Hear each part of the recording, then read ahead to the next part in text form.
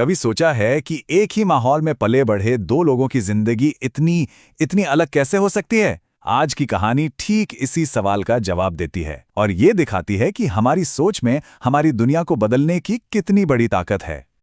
सोचिए, एक ही परिवार, एक जैसी परवरिश, सब कुछ एक जैसा। फिर भी एक भाई तो सफलता की सीढ़ियां चढ़ता जाता है और दूसरा जिंदगी भर बस संघर्ष ही करता रहता है। आखिर ऐसा क्यों होता है?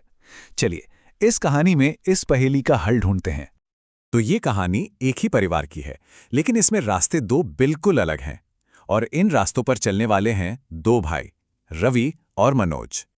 देखिए, दोनों भाइयों की शुरुआत में ना कोई भी फर्क नहीं था। वो एक ही छोटे से गांव में पले बढ़े, एक ही माता पिता की संतान थे और एक ही स्कूल में साथ पढ़ने जाते थे।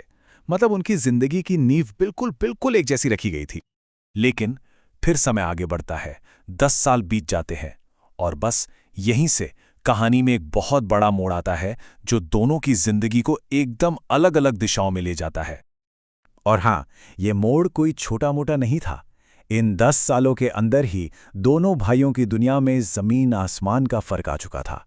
आइए देखते हैं कि उनकी जिंदगी ने आखिर क्या रूप लिया। तो एक तरफ था रवि, जो शहर जाकर एक बहुत सफल व्यापारी बन चुका था, और दूसरी तरफ था मनोज, जो गांव में ही था और कड़ी मेहनत के बावजूद मुश्किल से अपना गुजारा कर पा रहा था। दो भाई और दो बिल्कुल अलग तकदीरें। ये जो फर्क था ना, ये सिर्फ हमें ही नहीं, गांव वालों को भी हैरान कर रहा था। उनका सवाल भी वही था जो शायद अब हमारे मन में है कि आखिर ऐसा हुआ कैसे?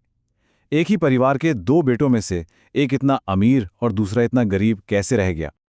तो अब हम कहानी के उस हिस्से पर पहुंच गए हैं जहां असली वजह सामने आती है। चलिए सुनते हैं कि दोनों भाइयों ने खुद अपनी अपनी हालत का क्या कारण बताया। पहले रवि का जवाब सुनिए। वो कहता है, मैं हर मुश्किल में एक मौका देखता हूं।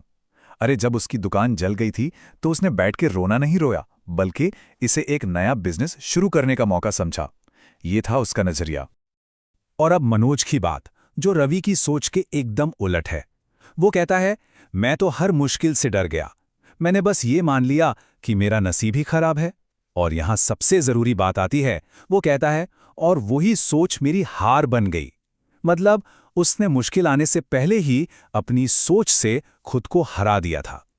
और फिर रवि वो बात कहता है जो इस पूरी कहानी का निचोड़ है, उसका सार है।